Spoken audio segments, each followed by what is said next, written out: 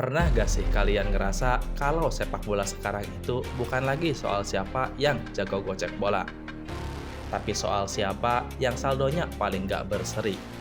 Kalau kalian ngikutin kualifikasi Piala Dunia 2026 Round 3 Zona Asia, pasti kalian ngerasa ada yang bau amis setiap kali Qatar atau Arab Saudi bermain bola.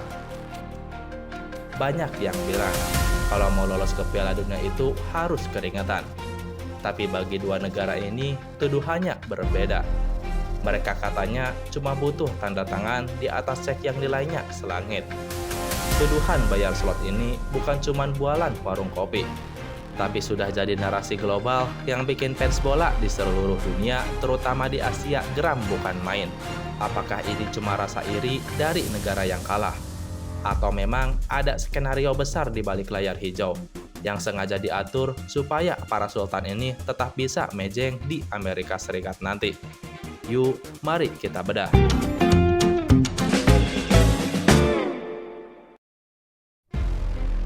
Kenapa Qatar dan Arab Saudi dikatain bayar slot?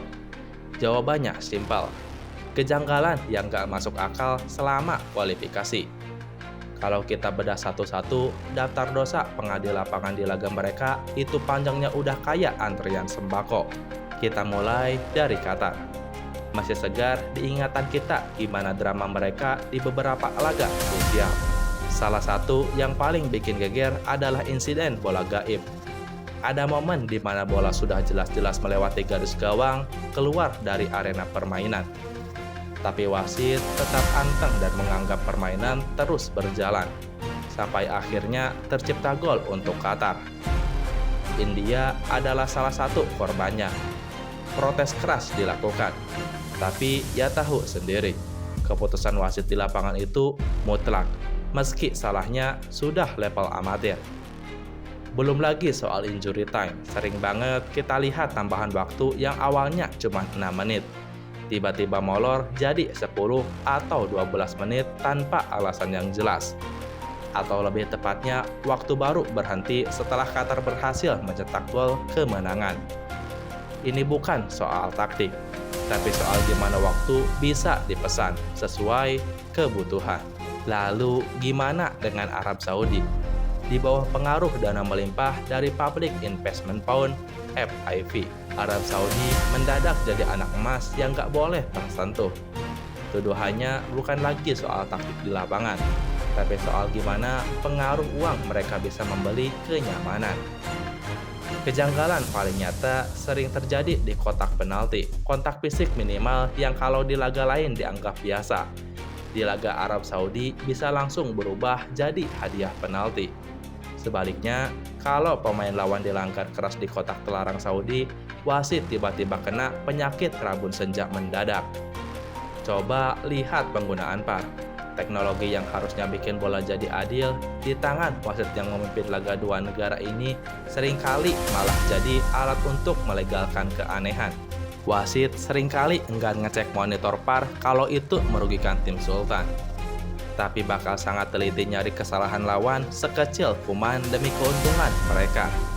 Kartu merah gampang banget keluar buat lawan Saudi atau Qatar, seringkali untuk pelanggaran yang bahkan gak layak dapat kartu kuning. Kejanggalan ini makin kerasa pas kita lihat penunjukan wasit. Banyak yang curiga, kenapa wasit-wasit yang punya rekam jejak kontroversial sering banget ditunjuk buat mimpin laga mereka. Wajar kalau akhirnya muncul istilah kalau Qatar dan Arab Saudi nggak lagi ngejar tiket Piala Dunia lewat keringat, tapi lagi booking slot pakai jalur VIP.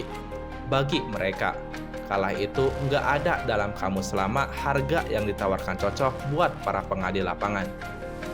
Ini bukan lagi sepak bola. Ini adalah teater yang skenarionya sudah tertulis rapi di balik pintu hotel mewah. Sekarang pertanyaannya, walaupun mereka benar-benar lolos lewat jalur VIP atau bantuan non-teknis lainnya, bagaimana nasib mereka pas sudah sampai di Amerika, Kanada, dan Meksiko nanti? Karena jujur aja, di Piala Dunia, wasit-wasit yang bertugas itu levelnya sudah beda. Pantauannya lebih ketat dan sorotan dunianya jauh lebih tajam. uang mungkin bisa membantu kalian lolos dari zona Asia. Tapi uang nggak bisa bikin kaki bek lawan mendadak kaku pas mau ngeblok tendangan Mbappe atau Vinicius Junior. Secara potensi, Qatar sebenarnya punya tim yang solid karena mereka sudah bareng-bareng sejak Akademi Aspire. Masalahnya adalah mentalitas. Kalau mereka terbiasa disuapi oleh keputusan wasit yang menguntungkan di kualifikasi, mereka bakal kaget pas ketemu tim-tim Eropa atau Amerika Latin yang mainnya kasar dan tanpa kompromi. Qatar beresiko cuma jadi tim pelengkap, yang bakal habis dibantai kalau gak segera benerin kualitas permainan mereka secara murni. Sedangkan Arab Saudi punya sedikit keuntungan, karena liga mereka sekarang isinya pemain bintang dunia. Pemain lokal mereka tiap hari latihan bareng Ronaldo, Neymar, sampai Benzema. Secara teori, level mereka harusnya naik. Tapi ya, itu tadi. Kalau mereka masih bergantung pada keberuntungan atau lobby-lobby di balik layar, potensi besar itu bakal sia-sia. Di Piala Dunia 2026 nanti, Arab Saudi dan Qatar harus membuktikan kalau mereka pantas ada di sana karena prestasi, bukan karena investasi di saku para pengadil. Kalau tidak, mereka cuma bakal diingat sebagai negara kaya yang mencoba memberi kehormatan yang sebenarnya gak bisa dibeli. Pada akhirnya, sepak bola adalah tentang sportivitas. Kita semua pengen lihat tim terbaik yang lolos, bukan tim yang paling pinter main mata. Kalau Qatar dan Arab Saudi beneran mau dapat respect dari dunia, mereka harus buktiin di lapangan dengan keringat, bukan dengan pengaruh. Karena trofi Piala Dunia itu berat. Gak bakal kuat kalau cuma dipikul pakai tangan tumpukan uang kertas. Nah, menurut kalian gimana? Apakah kejanggalan di kualifikasi kemarin itu murni kesalahan manusiawi wasit? Atau kalian setuju ada skenario sultan di baliknya? Tulis di kolom komentar. See you in the next video.